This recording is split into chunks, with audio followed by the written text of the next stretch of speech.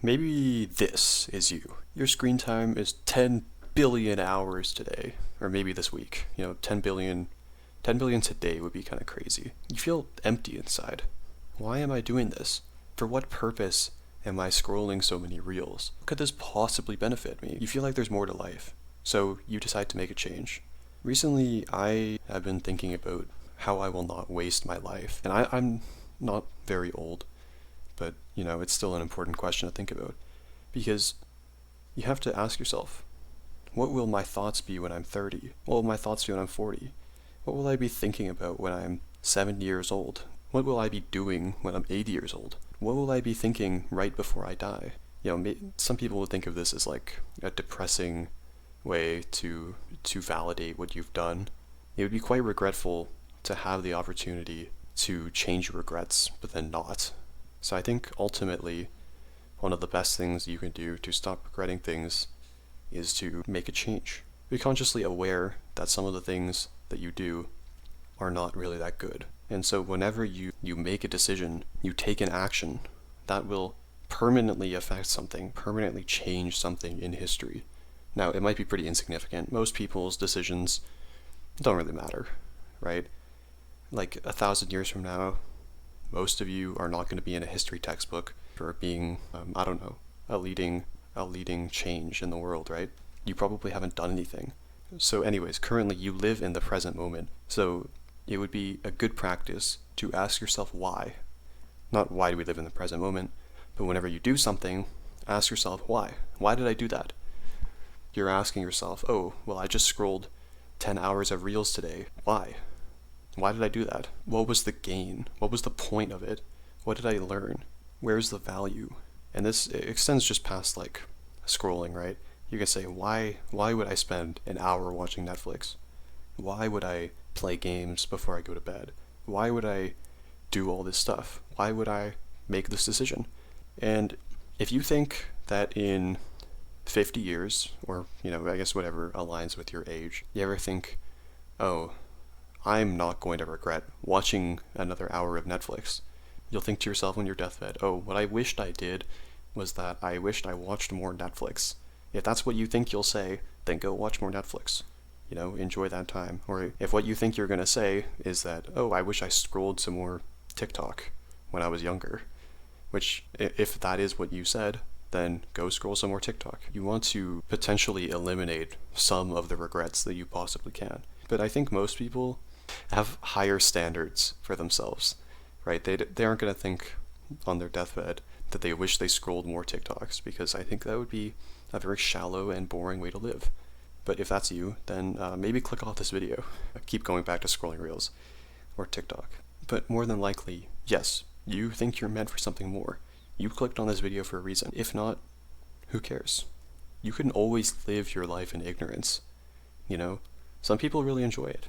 So to help you identify what you could possibly regret in your life, we're going to start with another question. So let's say, hypothetically, you go back in time. Maybe it's like 10 years, maybe it's 20 years, maybe it's 30 years, maybe it's just 3, maybe it's like 10 minutes ago. And you think to yourself, if I could relive my life with the knowledge that I have now, what would I do differently? And I think it's helpful practice to write this down on paper. So you're going to start with, write down like a problem that you had, identify some fixes, some potential ways that you could have fixed it, and then the most important step is seeing which of these problems and fixes still apply to you. Because realistically speaking, there are 2 important caveats to this. So first is that some things are just very not feasible. They're very unfeasible to have changed within your lifetime, right? Let's say you had preconceived knowledge that Bitcoin was going to rise, which you didn't, which would be physically impossible at the time of Bitcoin to, well, it wasn't physically impossible, but let's say you had the preconceived knowledge that Bitcoin was going to rise in popularity and value. So you bought a bunch early and then you sold it, right? That's a stupid regret to have. Like, more than likely, you wouldn't have known, you wouldn't have cared. Choose some things that you actually could have done. And then the second caveat is that, so going back to the pattern where you find the mistake, you fix the mistake, and then you learn from the mistake what you would do differently, and then you apply that differently part to your life. If you're already applying that differently parts to your life, then it's not really something you need to list. So don't be using this assignment, this task, to bash on yourself with regrets that you've already learned from. Because if you have a regret that you already learned from, there's really no reason to keep ruminating about it. You don't really get that much more once you've already identified it, and then identified the fix, and then implemented that fix into your current life, right? You don't really gain anything. And just remember that this assignment, this task, is really only to help you and not hurt you. If you start criticizing yourself for things that you couldn't have known, then that kind of loses the plot, right? Or if you criticize yourself for things that you've already thought about because it was a significant part of your life, you accidentally hurt someone, for example, right? And then you learn to be more mindful of when XYZ, right? If you've already implemented that into your life, then there's really no reason to keep ruminating about it, because you've already learned from your mistakes, and thus you've improved. But there are going to be a lot of mistakes you haven't really thought about, you haven't really learned from them, or you haven't applied the lessons to. And those are the things that you can get a lot of value from. Again, another example similar to the Bitcoin one. If you knew that in some capacity you would, on X day, you would die from a car crash, that's not a good example of something that you can regret doing, right? Because you couldn't have known that you were going to. It was physically inconceivable that you would know that. However, had you decided, I wish I didn't spend an hour scrolling reels that day. I don't think I got anything from that. And then you're like, recently I actually did the exact same thing.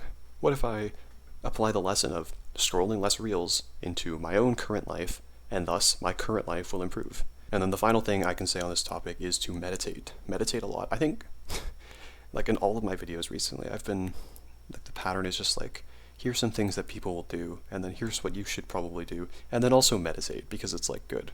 But meditation is pretty helpful. So this is specific to this task, where you identify these specific moments, and then realize where you are, and then realize what you could have done better, and then apply it. Meditation really helps with this. So meditation will help you identify specific moments in your life, in the past, I guess, that you have made a mistake. You can really focus on that moment, and then you can think to yourself critically, okay, this is what I could have done better. And then after realizing that, you are able to make better decisions. So whenever a similar situation comes up, you use your abilities to, be mindful of all of the emotions and thoughts and desires that you have. And you're okay, this situation is pretty similar to the last one where I made a mistake, and I'm going to grow. And it's a good thing, and I'm going to fix my mistake by choosing a different path this time.